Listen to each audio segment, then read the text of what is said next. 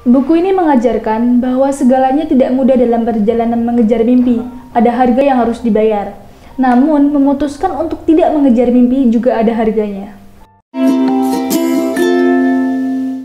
Hello, it's me Ai, and welcome to another episode of Buka Buku, di mana aku akan bahas intisari dari buku yang pernah aku baca berikut apa yang aku pelajari di dalamnya. Dan ini adalah buku kedua, The Alchemist by Paulo Coelho.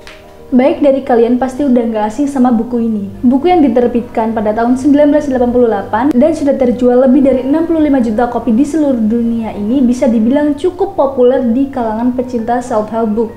Loh, kok bisa sih? Kan buku ini buku fiksi. Jadi buku ini tuh kayak buku self-help book yang dikemas dalam cerita fiksi. Buku ini juga sempat nge-hype. Nah, jadi isinya apa sih? Kok bisa sampai nge-hype? Dan pelajaran apa sih yang bisa diambil? Kita akan ulas di sini. Jadi buku ini menceritakan tentang seorang anak gembala bernama Santiago. Nah, Santiago ini berulang kali mendapat mimpi bahwa jika dia datang ke piramida, dia akan menemukan treasure alias harta karun yang tersembunyi. Akhirnya, dia memutuskan untuk pergi ke piramida yang berada di dataran Arab, yaitu Mesir. Dalam perjalanan melintasi gurun, Santiago ini bertemu dengan sang alkemis yang nantinya akan mendampinginya menuju piramida. Dan selama perjalanan dengan alkemis ini, Santiago belajar yang dinamai bahasa dunia, juga banyak wisdom. Dan akhirnya, sesampainya di piramida, Santiago menemukan sesuatu sebagaimana dikatakan dalam mimpinya, namun semua tidak seperti yang dia bayangkan. Dan boom, surprise! Aku nggak akan spoiler di sini untuk endingnya, tapi aku akan kasih inti dari ending tersebut. Intinya adalah, harta karun kita terletak di mana hati kita berada.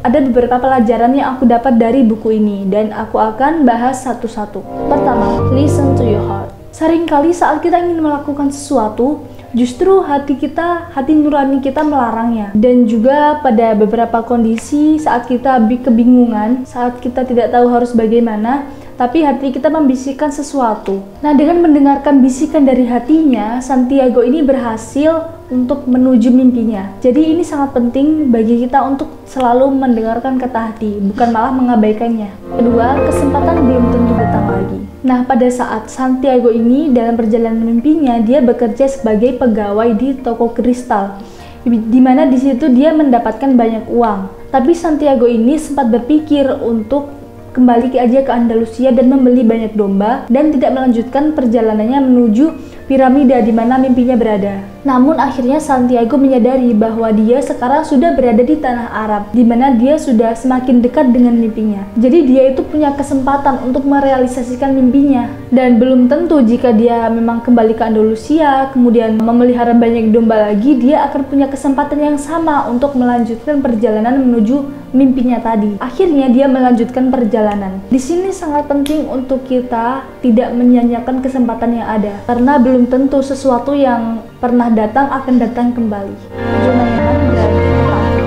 Di tengah gurun, Santiago bertemu seorang perempuan yang bernama Fatima. Dia jatuh cinta pada wanita tersebut. Saat ini, Santiago berada di zona nyaman di mana dia ingin tinggal aja bersama Fatima dan ya udah nggak melanjutkan perjalanannya lagi menuju piramida. Namun sang alkemis memberitahunya bahwa jika dia tetap berada di zona nyaman tersebut dan tidak melanjutkan mimpinya, maka dia akan menemui penyesalan di kemudian hari. Akhirnya Santiago pun memilih untuk maju. Have faith in your dream. Ada satu hal yang menjaga Santiago tetap bertahan pada perjalanan mimpinya, yaitu dia memiliki keyakinan pada mimpi tersebut. Jika saja Santiago menyerah pada mimpinya, maka dia tidak akan melakukan perjalanan yang membawanya pada cinta, kebijaksanaan, juga mimpinya. Dan pelajaran terakhir yang menjadi favoritku, di sini aku akan bacakan langsung. What you still need to know is this: before dream is realized, the soul of the world tests anything that was learned along the way. It does this not because it is evil, but so that we can, in addition to realizing our dreams, master the lessons we've learned as we move towards the dreams. That's the point at which most people give up. It's the point at which, as we say in the language of the desert, one dies of thirst just when the palm trees have appeared on the horizon. Every search begins with beginner's luck, and every search ends with victors being severely tested. Pada akhirnya, buku ini bisa melahirkan interpretasi yang berbeda-beda. Kemudian juga sebagai catatan, baca buku self-help kayak gini tuh nggak cukup. Memang banyak banget pelajaran yang bisa kita ambil, tapi we need to take action. Kalau nggak ya, it's not than what? Menurutku kisah Santiago ini tuh sebagai analogi kehidupan, terutama dalam perjalanan mengejar mimpi. So itu aja untuk buka buku kali ini. Semoga kalian suka dan semoga video ini bermanfaat. Kalau kalian suka, kalian bisa like, komen di bawah, terutama buat kalian yang udah baca. Kemudian subscribe juga, terus share ke relasi kalian yang mungkin juga suka baca buku. And thank you so much for watching this video. Bye.